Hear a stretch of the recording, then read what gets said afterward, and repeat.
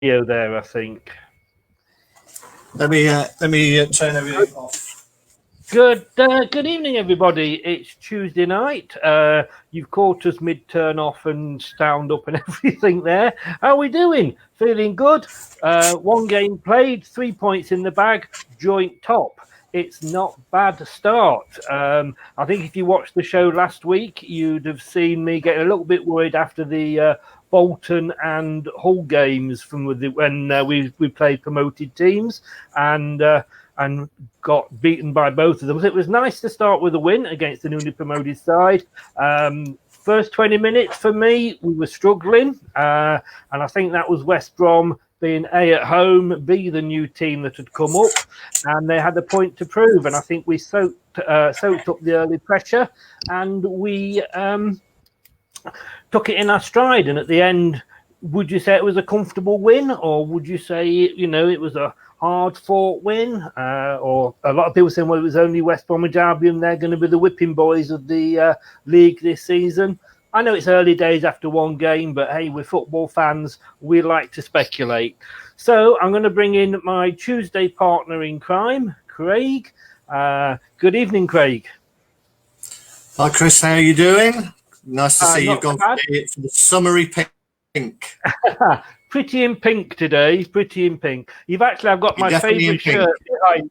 Yeah, my favourite shirt behind me that way, the black and the blue slash. I love that shirt.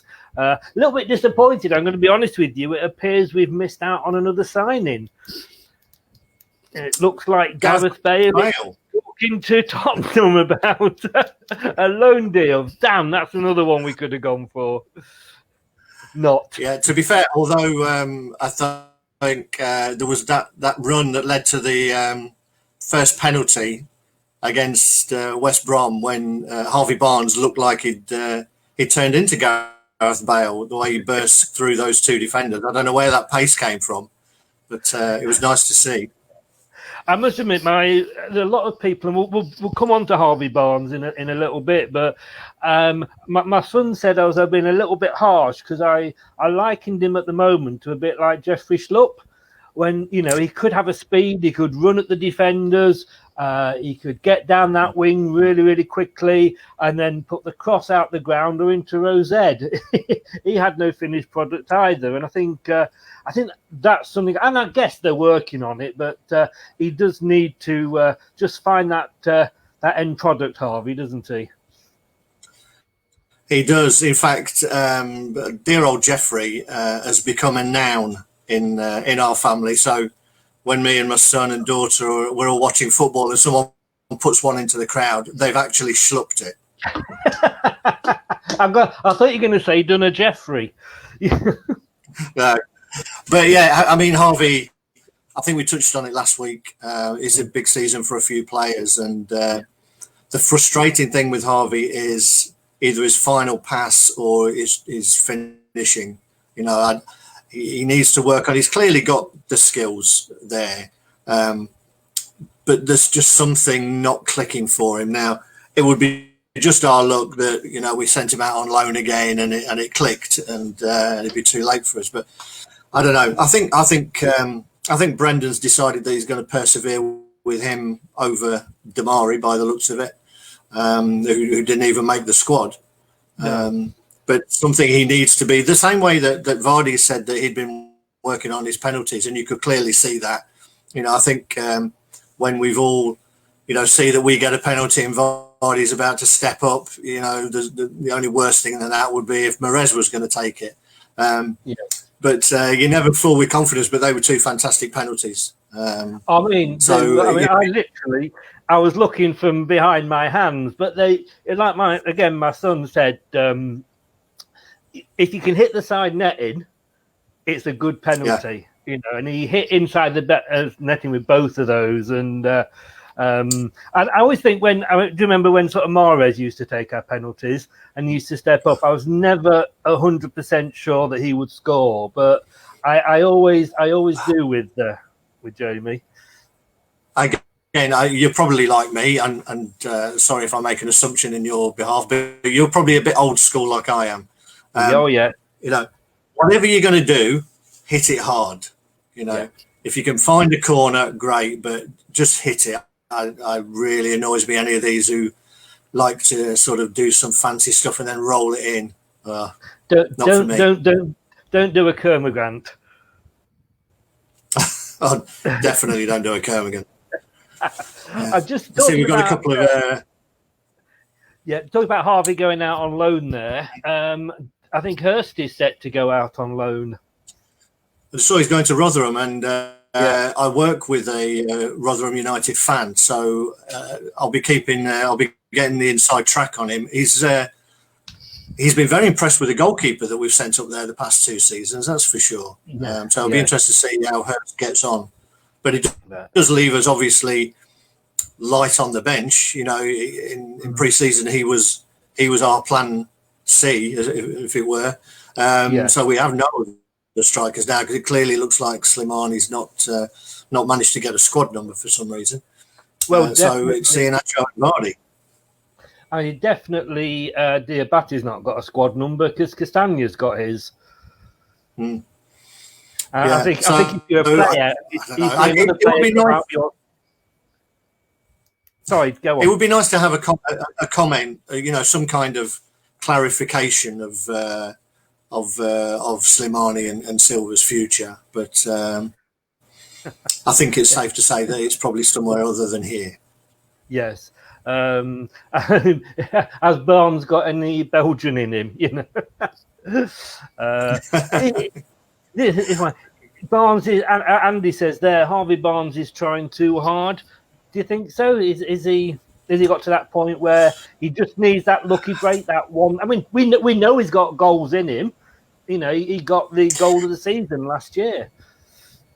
I mean, I don't think anybody expects him to be, you know, a world-class finisher at this stage of his career. But what you do see from the best finishers are the fact that they almost take a breath before they have their effort. You know, they know what they're going to do. I mean, he had one that he curled round the post, and if you saw it from the behind the goal, the reverse angle, he didn't look up once. He just put his head down the ball and he just hit it roughly where he thought the goal was. You know, he just needs to work on that composure. And then there's clearly a player. There's a player there, but he needs to add goals if you're going to be playing with a solo striker, and you need goals to come from the midfield supporting three. I mean, I was talking on Friday to Matt from West Brom. It was the opposition show, and I said last year they scored 77 goals. There was only Brentford who actually scored more than them, and I think that was possibly the Ollie Watkins effect. But although they scored 77 goals, they didn't actually have one player that was in the top 10 goal scorers in the division. And whilst that in some ways is a little bit maybe worrying, in the other way, they know that the goals are coming from everywhere else, where we obviously tend to rely on Vardy a lot. Yeah, I think you'll see the top teams would, you know, like to spread the goals around. Man City are probably a perfect example of that. And we need to do that, because if majority of our goals are from Vardy and he's injured or he's off his game, then, you know, others need to be chipping in. And it was encouraging to see more people getting forward in the second half. You know, I was like a lot of people, I'm sure, I watched the Leeds Liverpool game, and it was astonishing to see Leeds having sort of 7 players attacking the box at some points. Obviously, they left themselves a little exposed at the back. But we definitely need to get more people forward, more people scoring goals. Yes, yeah. I mean, that's actually Rob there. Good evening, Rob. Says Barnes needs games and confidence, then goals will come. But, I mean, Barnes gets a lot of games.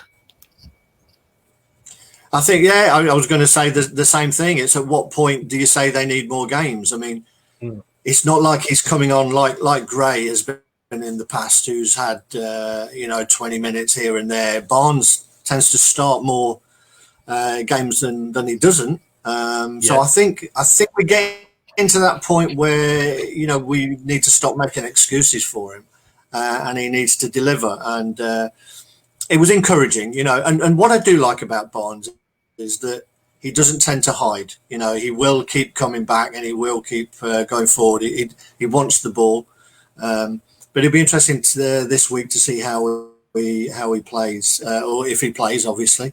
But you know, a couple of people there have talked about man of the match, and Dennis Pratt in particularly, and I think maybe not necessarily man of the match, but definitely in the top three. And I think I'd mentioned in the preview to the West Brom game last week that I think you were asking, there was rumours about him going out on loan. And I mentioned that I thought there was a good player in there that just needs more game time. And I think if we look forward to Burnley, then Rodgers has got a decision to make with Maddison coming off the bench on how he's going to sort of square that circle. You know, is he going to stick with who did a good job, or is he going to bring Maddison in? Be interested to see what the viewers think on that. What he does. Evening, Brad. Evening, Matthew. Or evening, Brad, because Brad's coming up in a minute. Matthew Bond, good evening to you as well. A comment there. Thought Perez looked poor again. £30 million. Is he all that?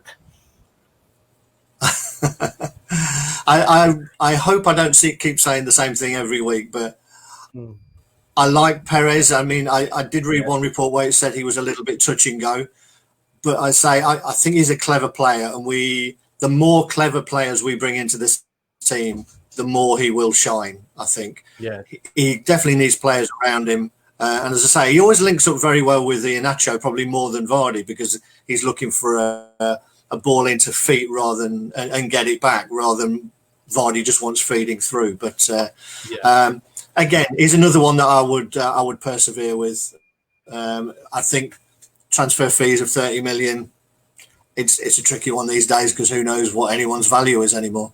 Yeah, Andy is making an excellent point here, and we always seem to have one player that we seem to pick on, and no matter, the fans just don't take to them for some reason. Chilwell, I love Chilwell. I thought he was good. He was England's left back, but you know, at least 50% of the fans didn't like him. And Andy makes a very good point there. I hope Barnes doesn't become the fans' whipping boy now that Chilwell has gone. Yeah, I know. It's a very good point. I think we've probably already got a ready-made whipping boy in Gray. Maybe that's why Rodgers is keeping him around to protect the other players. But I would hope not. I think you become a whipping boy for one of two reasons. One, you either don't play very well, or you just don't try, or people get disappointed because they know there's more that you could be offering. And I think that's what happened with Chilwell.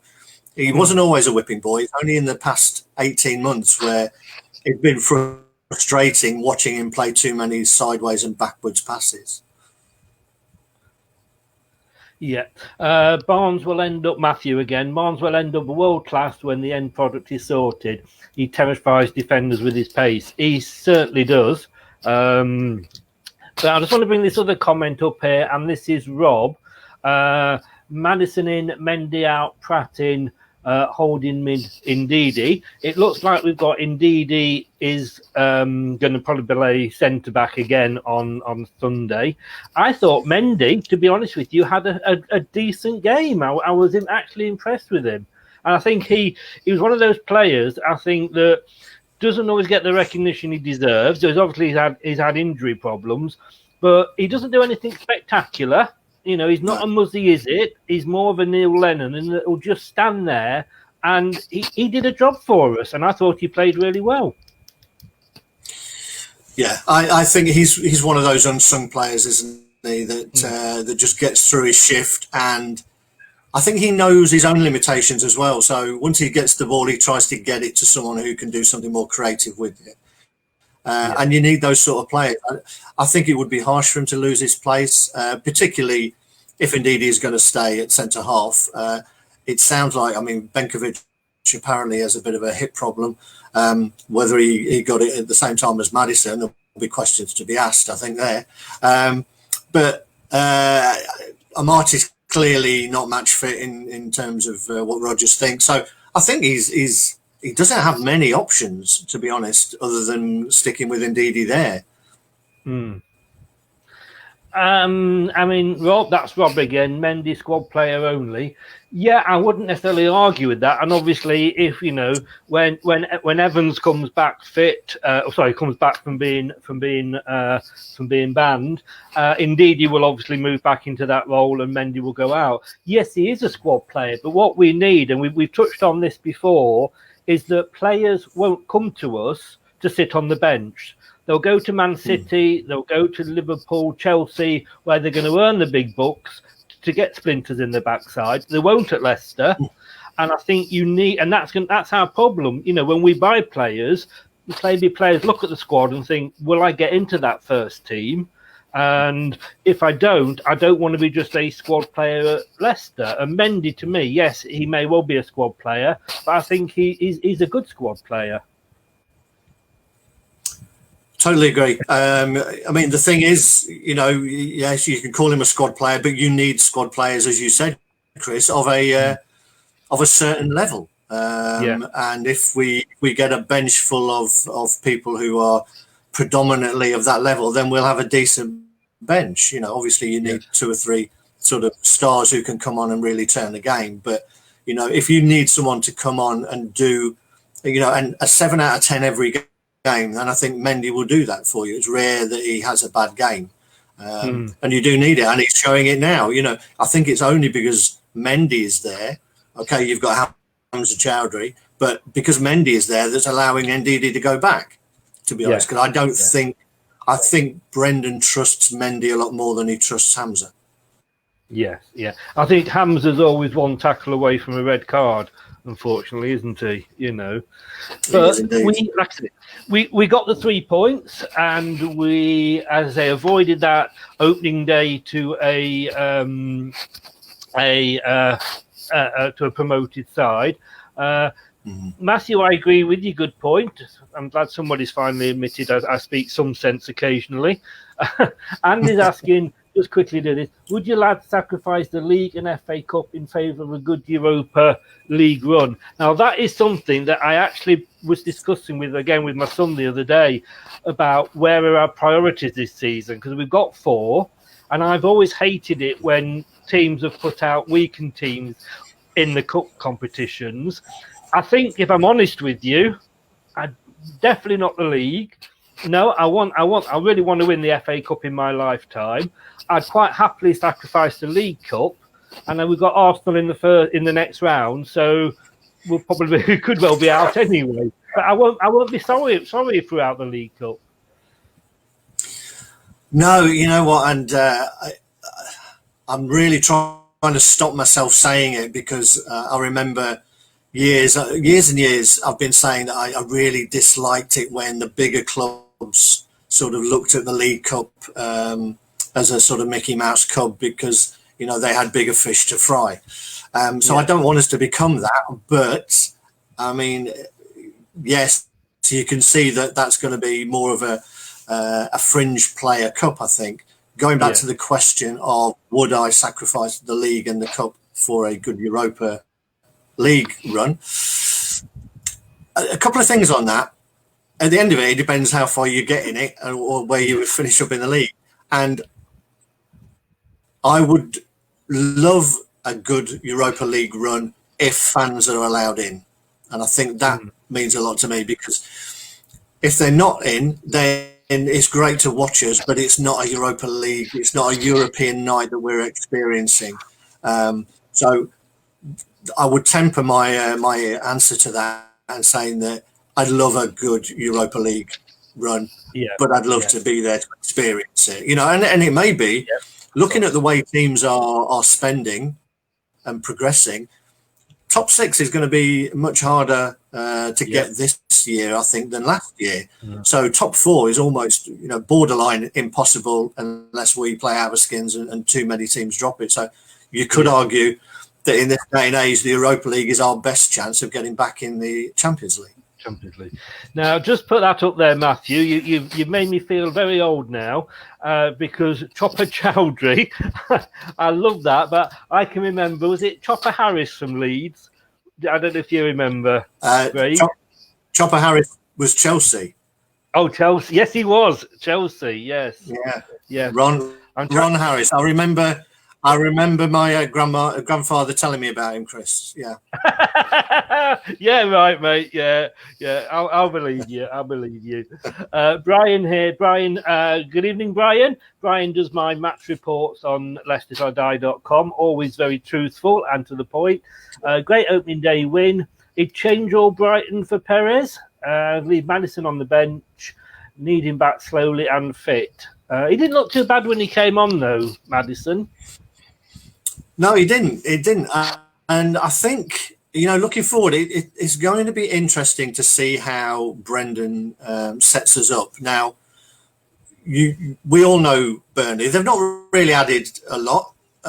We know the way they play. It's very much get the ball up quickly and then play off the pieces, which means I think in the past when we've had trouble with Burnley, it's because their midfield players are programmed to follow the first ball that goes up, and they're very often on the front foot, and our midfielders are not really great at tracking.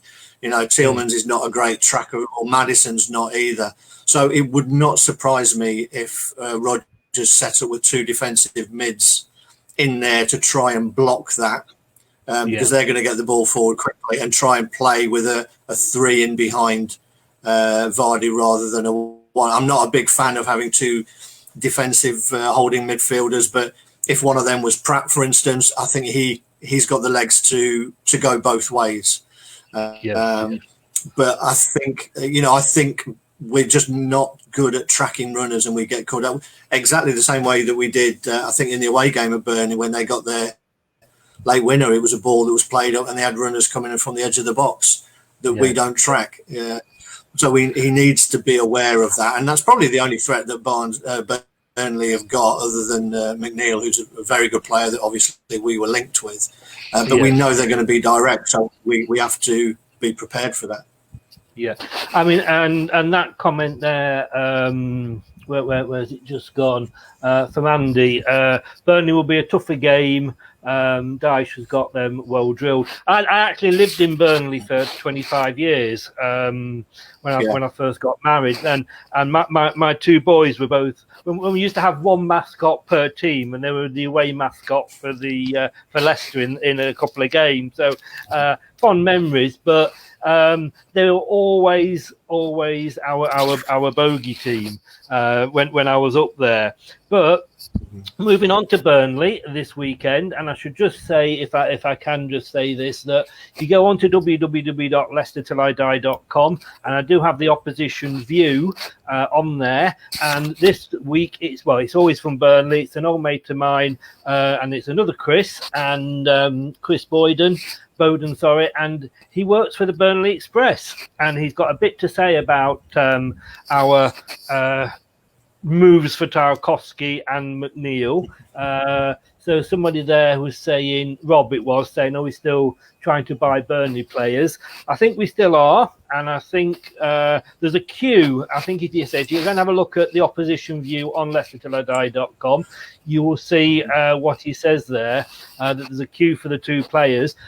Burnley don't have to sell. I mean, that's the thing with a lot of clubs these days. You don't have to sell. If the money's right, players will. And, I think we would never have sold Chilwell for 25-30 million, but we wouldn't have sold Maguire for 50-60 million. But when clubs come in with the right offer, they are for sale. But unfortunately, at the moment, we are not, I don't believe, financially in that position. No, I think we have a value just as much as the owning club has a value of their players. And I think we've shown during this window that, we're probably not at a point where we need to go beyond it. We're not desperate at this stage.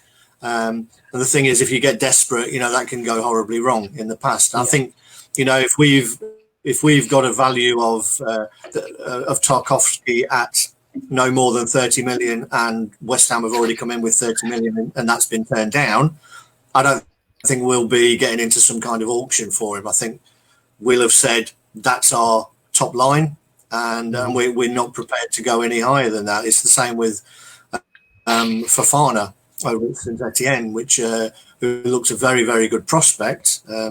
Different stories coming out of there, but it looks again like we have a value on a young player who's only played one season, and we're not prepared to go beyond it. So I think if we're interested, I think we'll be testing out the waters. We'll be trying to get a feel for the cost, and if the price is too high, I think we move on. Yeah, I think as well. We forget. Well, I certainly do. I don't know if you do as well. But we've actually got a bigger squad than we think. I think because we look at the same 11 virtually playing week in, week out, because they are obviously our strongest players. And you forget we had players like Amati that were in there. Do we still need to bring a centre back in if Amati's going to be fit? Because we've discussed this before. He can play centre back as well. I mean, when we bought him, he could have been a centre back, right back, even defensive midfield. He was bought almost as a utility player. Do we need to bring somebody else in if we're going to get the likes of Amati, who won player of the tournament in the African Nations Cup, playing centre back? I think the problem is, Chris, that to wait for him, and probably for Benkovic as well, is a little bit of a gamble as well. Rodgers gave Wes Morgan a year's contract, and for me, I think that's more to keep him around the place as a sort of guide for younger players. I don't think he saw him as someone who's going to be starting games. Yes, maybe come off the bench. Johnny Evans, who knows how long he can go on. I think we are looking at another centre-half of the right age to try and bring through in the same way that we did with Soyuncu. It's been disappointing that Benkovic has got nowhere near, but I think Rodgers wants another centre-half. He wants a bit more athleticism from his defenders. I mean, it's interesting. I noticed the point from Brian there saying that we can't go with two defensive mids, and 9 times out of 10, I would agree. What I would temper that with is what I said earlier about Burnley looking to hit their front men and then their midfield join in very quickly on that. So if we've not got people who are going to be tracking that, then we could get caught out. The other thing is that we've also got fullbacks pushing on as well. So that extra defensive solidity from the midfield allows the likes of Castagna to push forward. You saw how high. I would like to have seen his heat map on the second half. West Brom, because he must have been in their half nearly the whole second half. I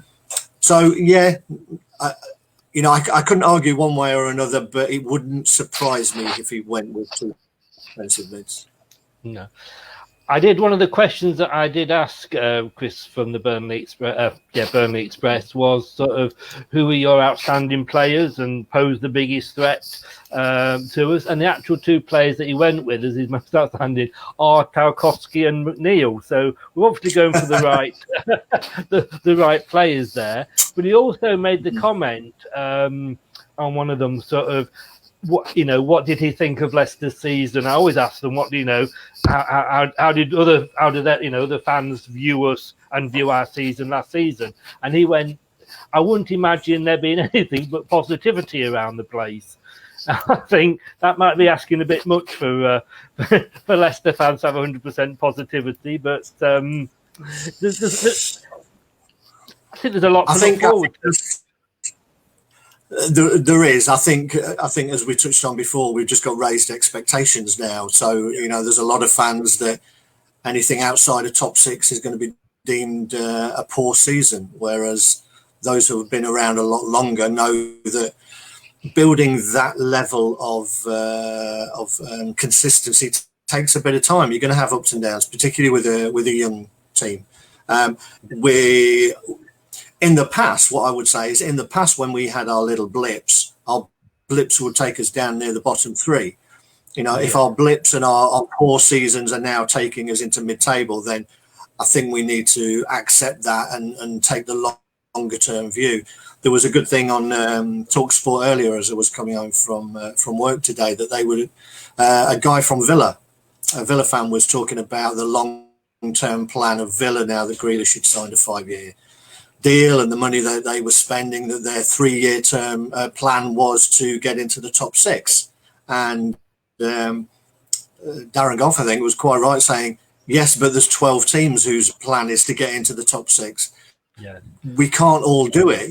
Whatever we think we want for our team, there are other teams who want exactly the same. And on any given season, it's going to be a more competitive league. It's going to be a more exciting league because that top 6 race could be 10, 12 different clubs on any given season at the minute. We just hope it's us, but I think the fans need to temper their expectations a little bit if it doesn't happen for us. I think if you look as well, I think, as you mentioned, Villa, they are the prime example that spending money doesn't always bring you success. And I think I can remember when, I'm an old bugger, but when Liverpool were winning everything in the 70s and 80s, Man United went out and spent money every season. It was almost like they'd go out and buy a player just to stop another team buying them.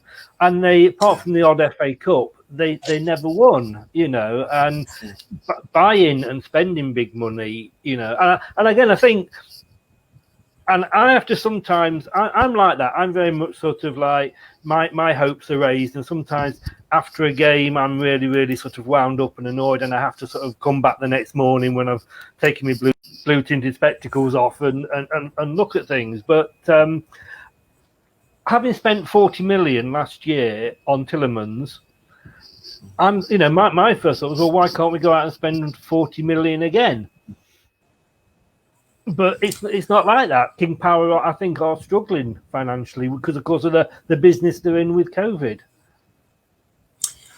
I think so, and I think we have to look at, it's not just money spent on players in terms of trying to build a long-term vision for this football club. That training ground is going to be something amazing, and is going to give us the opportunity to attract not only very good players for now, but the best youngsters as well into a facility that is going to be right up there. It will be a top 4 club facility. So we can't have it all and just think, well, because they spent this year, they're going to spend that year. That's like, a kid thinking, well, mum and dad spent $1,000 on me at Christmas this year, I'm expecting $1,000 next year. Yeah. Things don't like that. If somebody loses the job, that's not happening. So you've got to understand that they are business people. They have a business to run, and that's the main thing. They do have to look after that King Power business, because without that King Power business, there's no Leicester City in the current form. So they've got to just be managing both sides. And I think we as supporters have a role to play in making sure that we support that as well. We understand and support that. Yeah, you're spot on. You're spot on. That's what I'm saying. Our expectations have been raised, and we're football fans. You know what I mean? And we do tend to forget. I mean, I can remember when we were down in League One, and I'm not going to be the old the Oval on a wet Tuesday sort of talk, but we were down there with Leeds in the same time. They took a while to get out of the 3rd tier. We came straight back up. And look where we are now. But let's look. I say it's Burnley on Sunday, 7:00, BBC One, live game. Everybody can watch it. First home game of the season, although unfortunately no fans there. Just looking at we have played Burnley in our history, and 114 times, and they have won 46 of those, 40%. But that, and the first ever game between us was actually when we were Leicester Foss. You'll probably remember that, Craig. And we, I think I was sitting next to you, Chris. Yeah. Well, I was there, definitely. We lost that 1-0. That's how far we go back as teams. I can say I remember Burnley from our many years under pre or Craig Levine and Ollie and all that, and Burnley were our our bogey team then. But do you think? Do you see a win? What do you see happening? I do see a win. I'm confident that we'll get a win out of this one. I think that helped. The West Brom game helped. I think it built a bit of confidence, and I think you could see that almost like that team bonding there with the Belgians forming a centre point of that team now. So I do see. I think we'll have enough. As I say, in the past we've struggled against teams that are a little bit more direct, but I think we should be able to deal with that. If again, we did it very well. I think I spoke last week about Pereira and Diangana being the sort of key man for West Brom, and the key was to try and stop the service to them. And I think we did that very well. And I think we'll be trying to do a similar thing with McNeil. I'm not sure what they've got on the other side, whether it's Johnson who's going to come and play, or Goodmanson. But I think if we can stop McNeil and we win the sort of second balls, as it were, do the dirty stuff against Burnley, I think we'll have too much going forward. And I'm pretty confident that we'll get a win here. I mean, since we both came up together. If you remember, we came up as champions. They came up as in second place. I remember being at Turf Moor that day. It was my Burnley. It was my birthday, and I was in the executive area because I've got friends in Burnley, and I got invited in. And that was when Chris Wood scored that fantastic second goal. And I remember standing up and cheering and realising I was the only one stood up. But Chris Wood, typical ex-player that comes back to haunt us, he has got more goals against us since we've come back. He's got 14 goals against us. He's still a threat, isn't he? Well, he is a threat, particularly the way that they play. I mean, he's not the quickest, but that's why it's really important to not allow them to get many players forward, because that's when they're dangerous from set pieces, corners. But when they get a lot of players forward and they sort of pen you in a little bit because they're much more aggressive on the ball, they get the ball in the box and he finds a way of being on the end of it somehow. It's rare that he hasn't got the pace to really get away from players. So I think it's important that we deal with that threat, close down the long passes, and just be compact if we can. And that's why, again, I think maybe that whether it's a one in front of the back centre halves or a two, I think that central bit is really important that we can then stop it. But yeah, Chris Wood's got a great record against us, and I'm sure he'll be going out there to do it again. I mean, he should have had another goal against us last season, I think, where he was very harshly had one disallowed during the home game, but that one went for us. Last season it was 2-1. They won 1-2-1. We won the other 1-2-1. But somebody made the comment there. I mean, these are the games that we should be winning, but Leicester never seem to do that. We seem to struggle against the lower teams and not turn up, and then do better against the top six teams, if you like.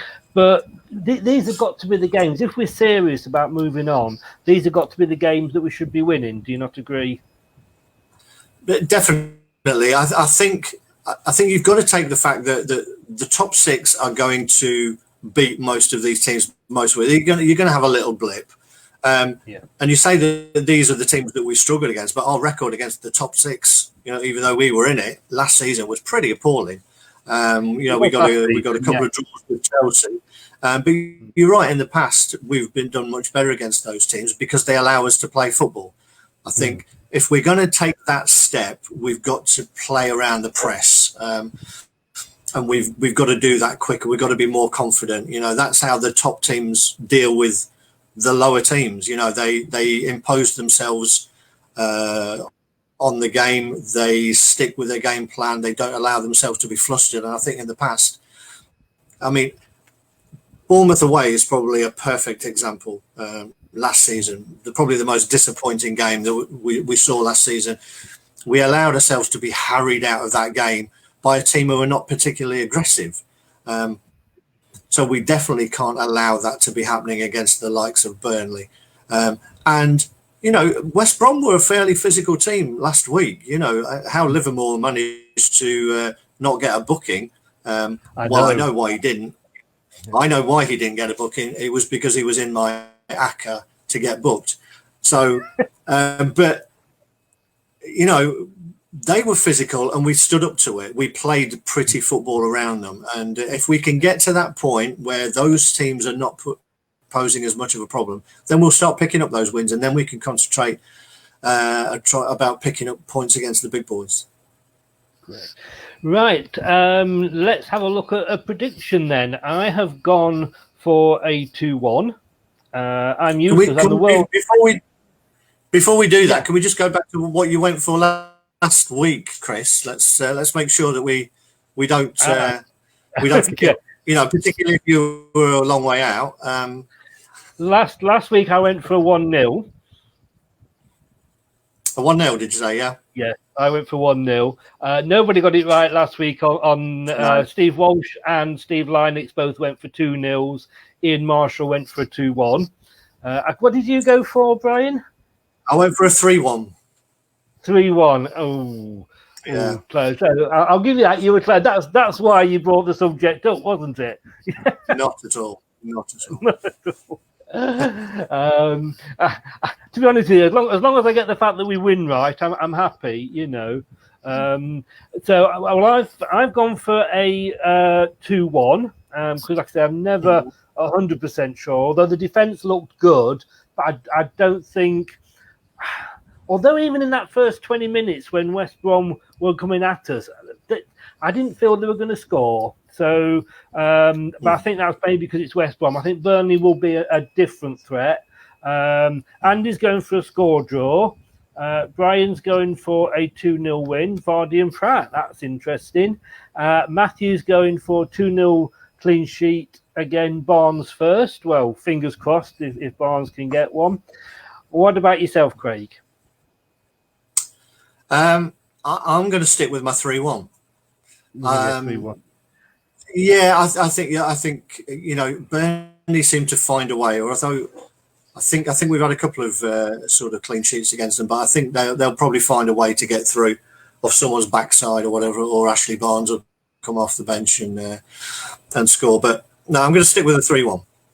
Are you just going to go for 3-1 every week until you actually get it right? Is that the plan? Yes. It doesn't work with the lottery, and it won't work. Yeah, I think there's every chance that I may change it for the next game, which I believe is Man City. It is, and that will be interesting. Mark Gatwell there is going 1-0 Vardy. I am still worried. I mean, Vardy is amazing, and he, he's still got the legs, and we know he's not going to last forever. But I do worry if he gets injured, where our goals are going to come from.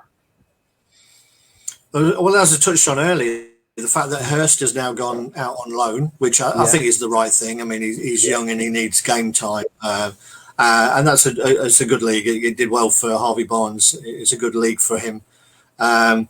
So we've got essentially Vardy and Iheanacho. So I don't know. We definitely need something.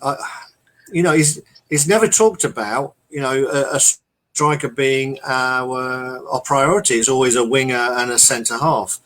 But we definitely need somebody to be coming and putting pressure on Vardy and on Iheanacho. We don't want to get to that point where he becomes an untouchable. I think we saw that with Kane to a point for Spurs at the weekend. He strolled through that game, and now he looks around and thinks, right, okay, who's going to replace me? And the answer is no one. So. We need someone to be putting some pressure on Vardy, and I would not be surprised if Iheanacho got a little bit more game time against Burnley. To be honest, I don't think he'll start, but no. I think we might see him for a little while. So, are you gonna do that? Put your mortgage on a Vardy hat trick? What I think I'll do is put your mortgage on it, Chris, if you don't mind.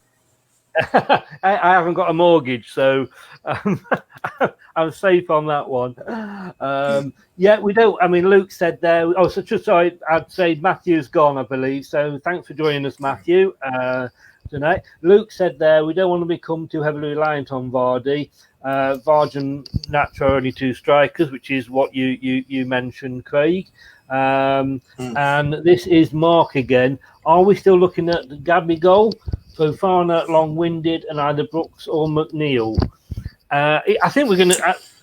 I think we're going to get more signings in. I think personally, Rodgers has sort of hinted he does want more. He's dropping hints about the size of the squad. He doesn't think there'll be anybody in before Burnley, though.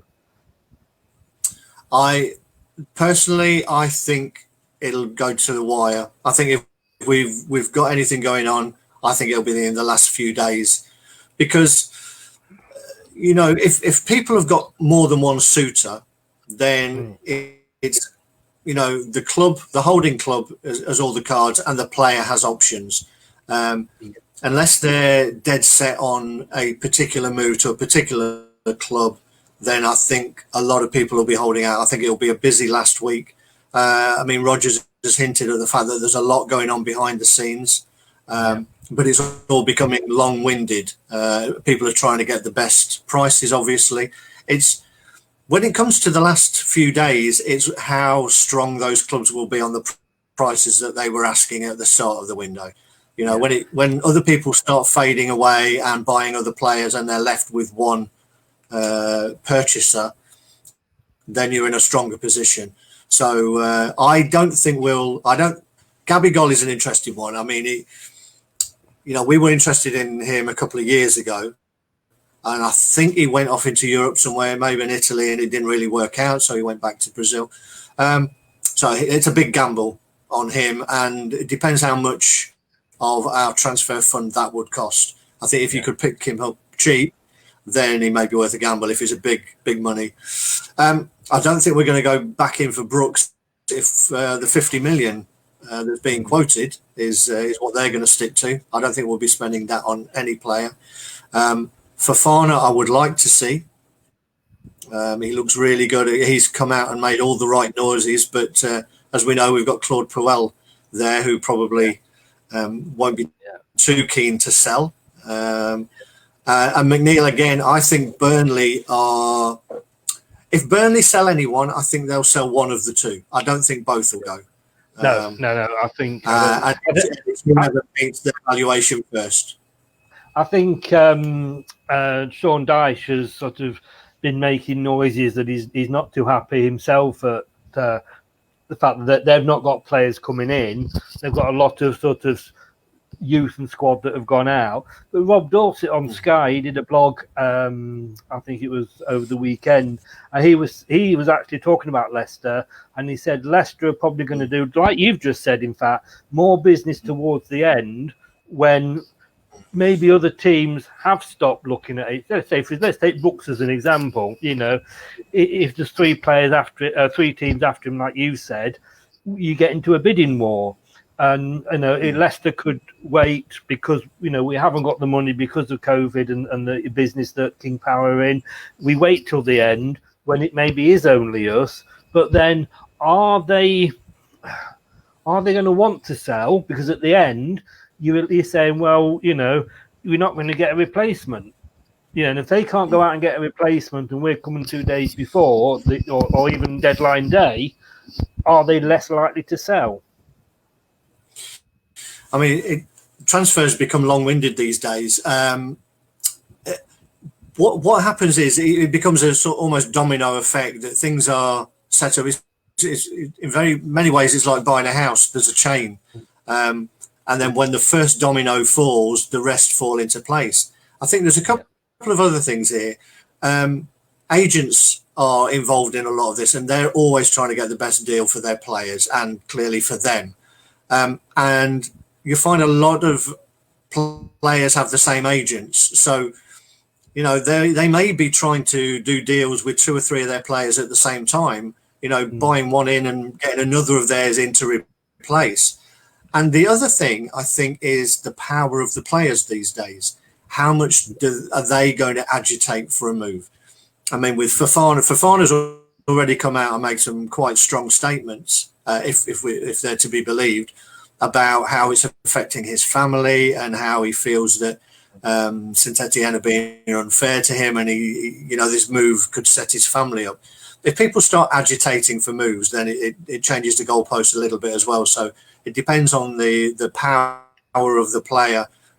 Brooks may not want another season in the Championship because there's no guarantee that they're going to come back. He may have said, yeah, I'll give you a season, or maybe till January. If he doesn't see other players coming through the doors at Bournemouth, they've already let Wilson go. Fraser's gone, that we know, and they're resting everything. He may think, hang on, there's some offers on the table here. I want to push for it. So I think that last week is going to be really, really interesting. Right. Indeed, it will. Well, we're back in with it. We're back into the season with a swing now, and it's good to be back, isn't it? It is. I think we were, as I say, we were all worried, and we thought those first 20 minutes, I thought nothing had changed in the close season. But let's hope we can take that forward. And I mean, it's great. My fantasy football team is looking particularly mediocre at the moment. But like with Leicester, it's only one game in, so let's just hope we can build on it. Brilliant, Craig. As always, wonderful to have you here. Thank you very, very much. A lot more knowledgeable than I am, so it's always great to have you as my wingman. Just to tell to everybody, if anybody wants or hasn't seen it all tonight's show and wants to watch it or catch up on any of our other shows, they're all available on Leicester Till I Die TV, our YouTube channel, which is actually jointly run by Craig's son Scott, who just did a marathon on his own FIFA YouTube channel. And how much did he raise, Craig? And what did he raise it for? He raised about £2,200 for the Leicester Children's Hospital Trust, which I know is something that's close to the hearts of many Leicester City fans, and indeed I think Vichai Foundation donated £1 million to it, and so he did a 24-hour live stream, and thanks to any of our supporters who either tuned in or managed to donate a few pounds. It's really welcome. Well, no, give him our congratulations and well done. And he made me feel, he made a happy man feel very old, because I tuned in, and like I said, I might as well have been watching a Chinese channel. I can remember FIFA when it came out, and it was FIFA 88 or whatever it was, the first one, and it was simple. Nowadays, you need a degree in science to understand it. But well done to your son, Craig. Well done to him. So, thank you. Yeah.